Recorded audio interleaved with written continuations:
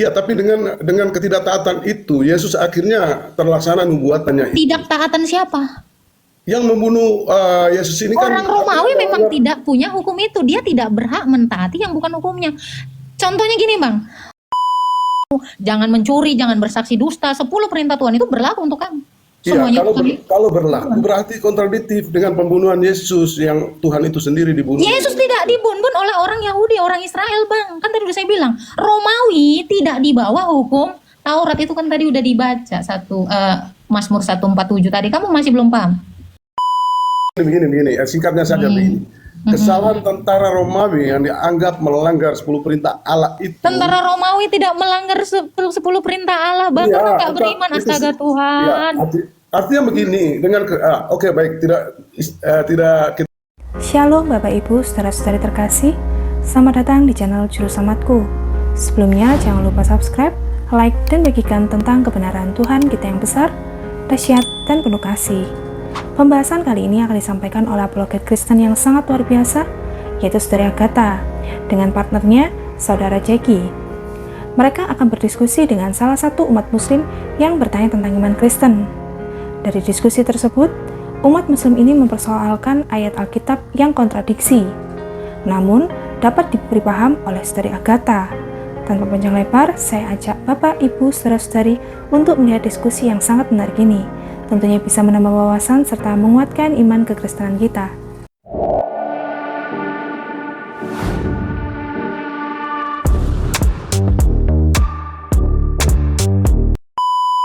Oke, ini ada Abi Baktiar, ya. Ya, selamat malam, Abi. Iya, selamat malam, Bang Abi Malam, Pak. Baktiar. Selamat malam. Ya, siap, Bang. Selamat malam. Halo, selamat malam, Mbak Naira.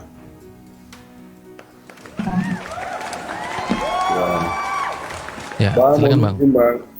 Saya mohon penjelasan dari Abang. Boleh, Bang? Iya, silakan.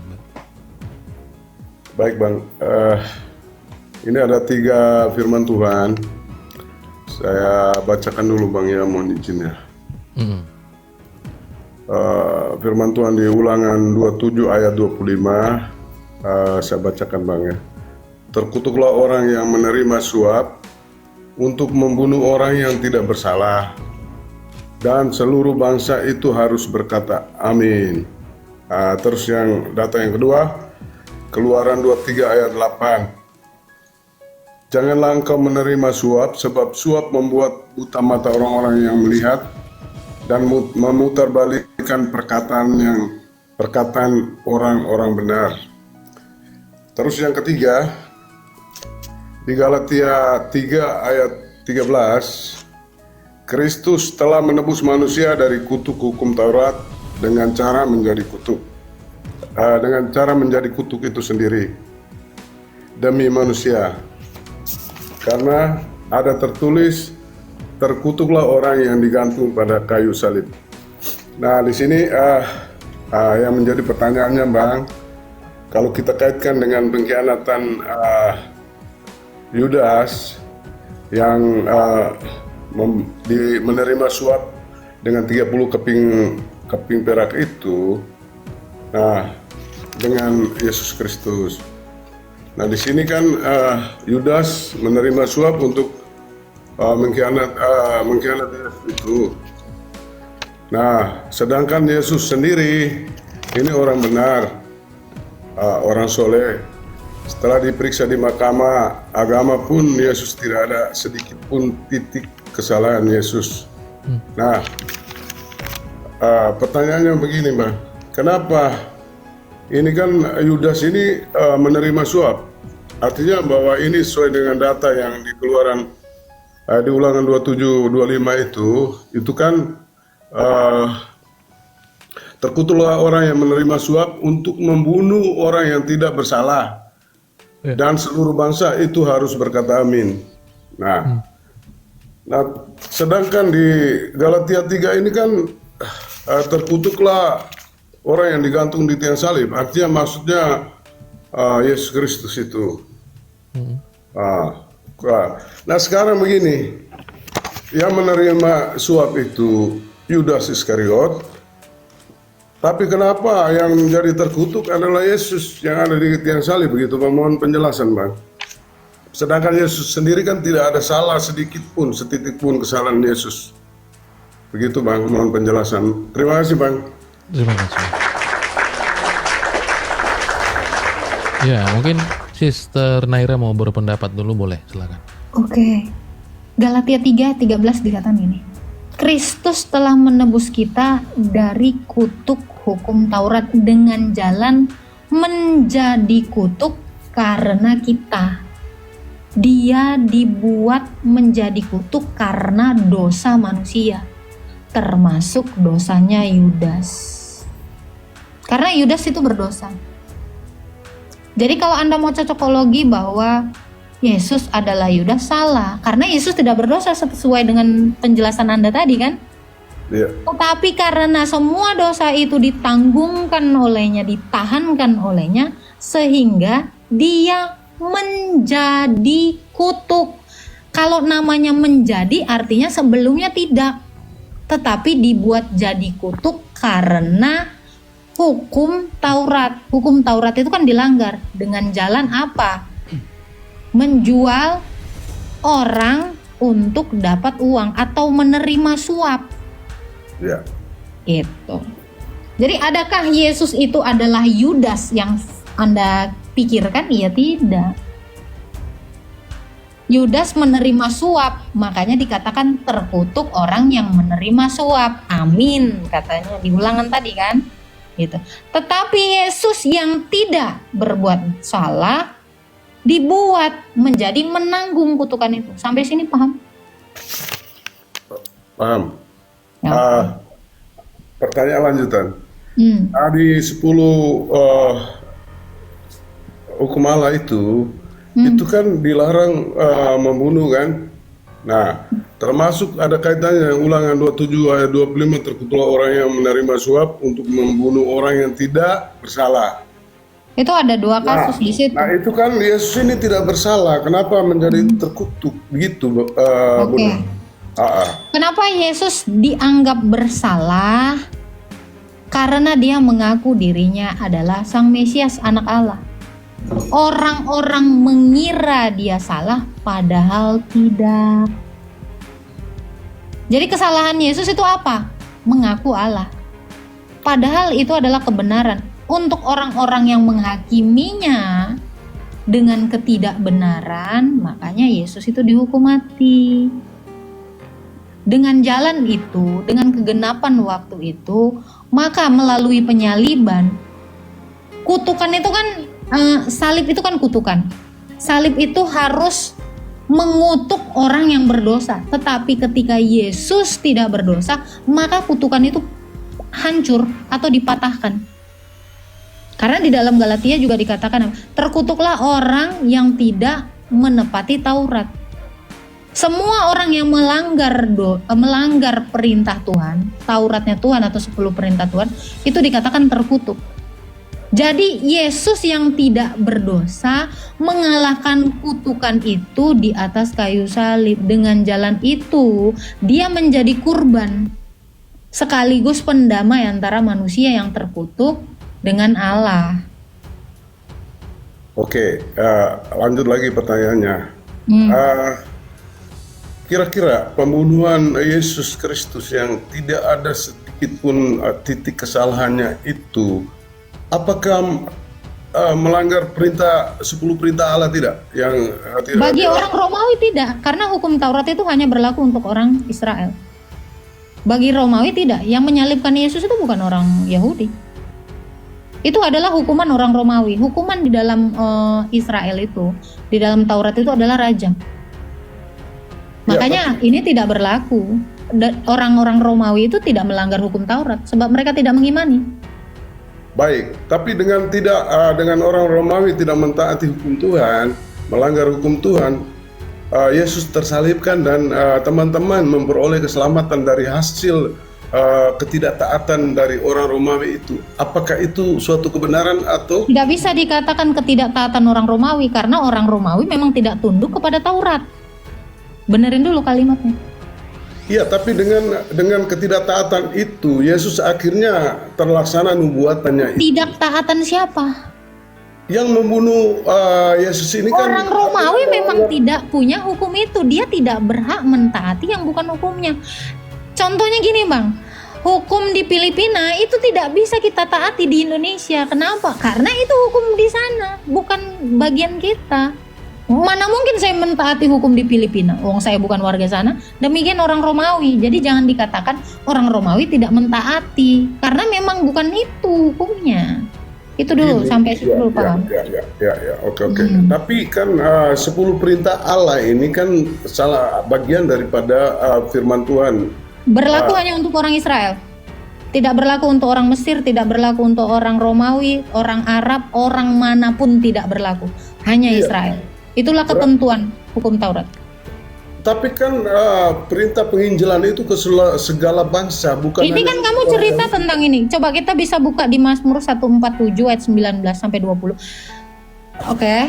Boleh bantu Bang Jeki? Saya enggak begitu hafal. Apa itu? Mazmur 147 ayat 19 sampai 20. Saya agak lupa ingat. Tapi itu memang ketentuan untuk orang Israel. Yakub. Mazmur 147 ayat 19-20. 19-20. Ia memberikan firman-Nya kepada Yakub dan ketetapan-ketetapannya dan hukum-hukumnya kepada Israel. Ia tidak berbuat demikian kepada segala bangsa dan hukum-hukumnya tidak akan mereka kenal. Haleluya. Nah, itu Bang. Jadi hanya Israel aja Bang. Arab itu enggak menerima Taurat. Nah, makanya kenapa Rasul Paulus juga, ini sekalian saya jelasin. Makanya kenapa Rasul Paulus itu juga mengatakan dengan matinya Yesus di kayu salib, dia menyatukan keduanya. Hukum Taurat dengan segala ketentuannya yang tadinya untuk Israel, kini disatukan. Kini siapa saja yang menerima Yesus, berlakulah hukum Taurat itu.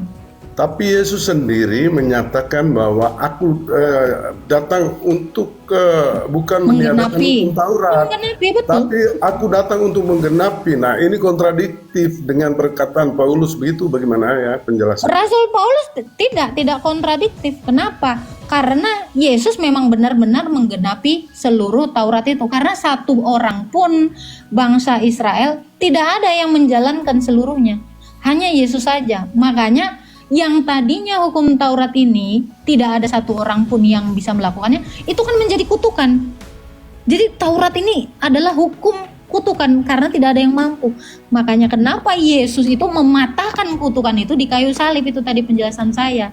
Karena dia satu-satunya yang sanggup melakukan seluruh hukum Taurat. Maka Rasul Paulus menjelaskan dengan matinya Yesus, hukum Taurat yang menjadi kutukan bangsa Israel kini menjadi berkat bagi segala bangsa. Sehingga yang bukan Israel disatukan oleh penyaliban Yesus menjadi menerima hukum Taurat itu. Jadi hukum Taurat itu sekarang berlaku untuk kami yang orang Kristen walaupun bukan orang Israel. Itulah yang dimaksud Rasul Paulus. Ketentuannya itu yang dibatalkan. Tadinya kan ketetapannya sama siapa tadi Bang Jeki? Israel kan? Bangsa Israel, kini untuk kami oleh sebab Yesus Kristus. Ketentuan itu yang dibatalkan. Makanya disatukanlah keduanya itu, ada ayatnya itu saya lupa di mana. Oke, baik. Nah, berarti ketentuan dalam 10 perintah Allah bahwa dilarang membunuh itu apakah tidak relevan dengan setelah kematian Yesus di tiang salib, tidak relevan lah, makanya orang Kristen nggak ada yang membun-bun. Kami melakukan Taurat itu. Jangan membun-bun, jangan mengingini milik sesamamu, jangan mencuri, jangan bersaksi dusta. 10 perintah Tuhan itu berlaku untuk kami. Semuanya kalau berlaku berarti kontradiktif dengan pembunuhan Yesus yang Tuhan itu sendiri dibunuh. Yesus tidak dibunuh oleh orang Yahudi, orang Israel Bang. Kan tadi udah saya bilang, Romawi tidak di bawah hukum Taurat itu kan tadi udah dibaca Mazmur 147 tadi. Kamu masih belum paham? Yang membun-bun kan orang Israel Bang. Jadi yang membunuh orang Romawi, Orang Romawi itu nggak masuk dalam hukum Taurat. Mereka nggak beriman kepada itu. Karena orang Yahudi itu tidak ada yang membun-bun dengan cara menyalib. Itu bukan Saya hukuman bacakan. orang Yahudi. Iya, ya, Yohanes oke. Yang tadi 18. belum terjawabnya begini, orang Saya Romawi yang bacakan dikit Bang. Saya bacakan Yohanes 18 ayat 31. Yohanes 18:31 ini imam-imam ahli Taurat orang Farisi itu ngomong kepada Pilatus. Ya, saya bacakan dulu sebentar ayat 31. Dikatakan begini, jadi mereka berunding itu, ya. Ayat 31, saya bacakan dulu ayat 30-nya, berkata begini. Jawab mereka kepadanya, jikalau ia bukan seorang penjahat, kami tidak menyerahkannya kepadamu. Itu kata orang Yahudi, ahli Taurat orang Farisi ya. Kata Pilatus kepada mereka, ambillah dia dan hakimilah dia menurut hukum Tauratmu. Ya, Tuh. kata orang-orang Yahudi itu, kami tidak diperbolehkan membunuh seseorang. Nah, seperti itu. Silakan dilanjutkan. Sudah paham Bang? Jadi nggak ada orang Yahudi maupun orang Kristen memang melakukan seluruh Taurat itu. Orang Romawi tidak. Tapi apakah orang-orang Romawi dengan pasukannya itu, tentara Romawinya itu yang membunuh Yesus itu, apakah mereka ini masuk surga atau masuk neraka? Karena mereka berjasa melaksanakan nubuatan. Begitu. Bang, saya tanya Bang, membun-bun itu jasa? Saya tanya Anda. Karena begini. Jadi kalau ada Mbak Naira, tergandeng di tol membun-bun orang itu berjasa atau kejahatan Bang? Nah, Coba Bang yang artinya kesalahan yang relevan dong bahasanya. begini, singkatnya saja begini. Kesalahan tentara Romawi yang dianggap melanggar 10 perintah Allah itu. Tentara Romawi tidak melanggar 10 perintah Allah Bang, Iya, karena nggak itu- beriman. itu- Astaga Tuhan. Ya, artinya begini, dengan oke, baik, tidak kita kaitkan dengan 10 perintah Allah lah. Ya memang nggak ada hubungannya. Perbuatan buruk tentara Romawi yang membunuh Yesus yang sebagai inkarnasi daripada Allah itu sendiri, menjadi Tuhan itu sendiri ya, Allah lah. Itu sendiri dengan kejahatan mereka itu menganiaya Tuhan. Tapi itu kan harusnya mereka berjasa melaksanakan nubuatan. Harusnya Berjasa mereka kepada siapa? Saya tanya. Berjasa kepada siapa? Ya. Karena tanpa mereka tidak ada Berjasa kepada penyalipan. siapa? Saya tanya dulu. Berjasa kepada siapa? Berjasa melaksanakan, artinya mereka Kepada siapa berjasa? Saya tanya. Sebentar. Nah, Artinya begini, mereka ini kan artinya penyalipan Yesus itu kan sudah ada nubuatan jauh-jauh hari sebelumnya. nubuatan itu bukan rencana ya. Nubuatan itu adalah penglihatan di masa depan. Iya, benar. Penglihatan ke depannya yang akan terjadi di masa Bukan depan. yang akan terjadi, yang sudah pasti terjadi di masa depan itu sudah diketahui Allah. Pasti terjadi kan begitu. Nah, yang menjadi pelakon itu adalah pertama bisikan iblis, ya. Yang kedua pengkhianatan Yudas. Yang ketiga kejahatan tentara Romawi. Hasil dari secara historisnya ketiga oknum yang terlibat di dalam ini kan mereka berjasa dong. Kalau abang membantu pencuri untuk mengambil motor, ya, abang berjasa terhadap siapa? Nah itu nggak ada hubungannya, makanya abang ini saya tanya, berjasa kepada siapa?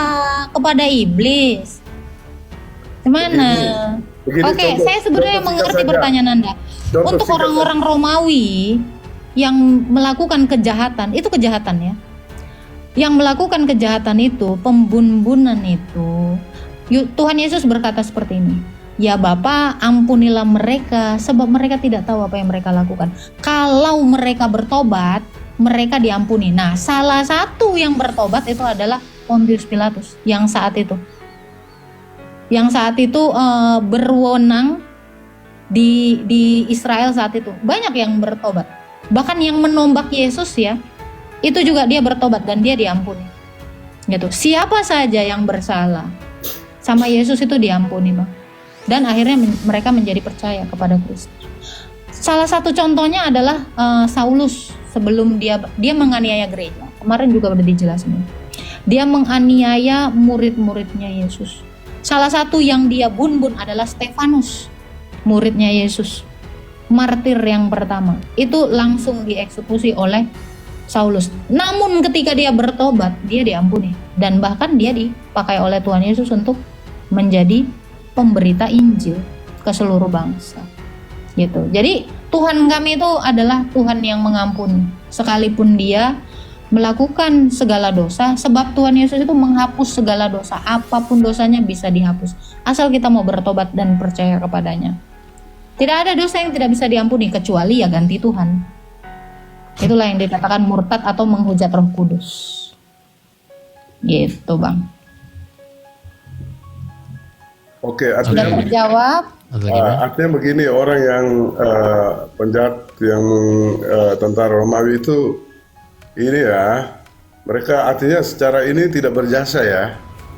Bang, yang namanya pembuat kejahatan itu apakah bisa disebut berjasa Bang? Makanya saya bilang Anda membantu pencurian motor, Anda disebut berjasa atau melakukan kejahatan. Di pengadilan pun Anda dikatakan apa? Salah satu yang ikut melakukan kejahatan. Dan logikanya begitu Bang. Ya, misalnya Pembuat juga kejahatan itu tidak bisa dibilang berjasa. contoh kan misalnya gini Bang, kalau misalnya kita ikuti logika itu ya, maka hari ini di kuburan-kuburan Taman Pahlawan itu ndak ada orang Indonesia Bang, harus orang Belanda semua itu. Kenapa? Ya karena orang Belanda berjasa menyerang kita, jadi yang di kuburan pahlawan itu harusnya orang Belanda semua. Kalau kita tadi mau menggunakan logika itu gitu loh, ya kan? Nah tentu saja itu tetap dilihat sebagai sebuah kejahatan.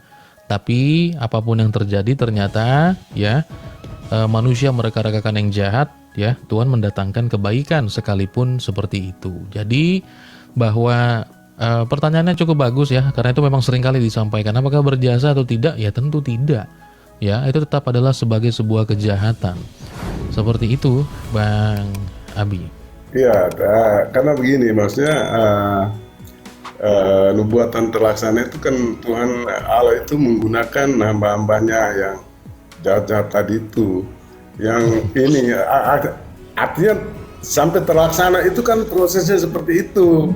Yang kejahatan, pengkhianatan Yudas, bisikan iblis, kejahatan tentara Romawi, akhirnya secara historisnya terjadi seperti itu. Makanya saya tanya tadi itu Bang, apakah mereka berjasa tidak seperti itu ya. Oke lah, baik Bang, itu aja Bang ya. Iya. Saya terima kasih ya. Terima kasih Bang. Selamat. Iya. Ya, Mbak Nela ya, mohon maaf ya, bicara kata Ya. Terima kasih Bang. Semuanya. Selamat Saya terima kasih malam. penonton semua, saya mohon maaf. Tuhan memberkati. Terima kasih. Ya, sehat-sehat selalu Bang. Terima kasih. Ya, terima kasih. Oke, baik teman-teman ya. Ya, begitulah penjelasan dari Saudari Agatha. Bagaimana menurut pendapat Bapak, Ibu, saudara-saudari sekalian setelah melihat video tersebut?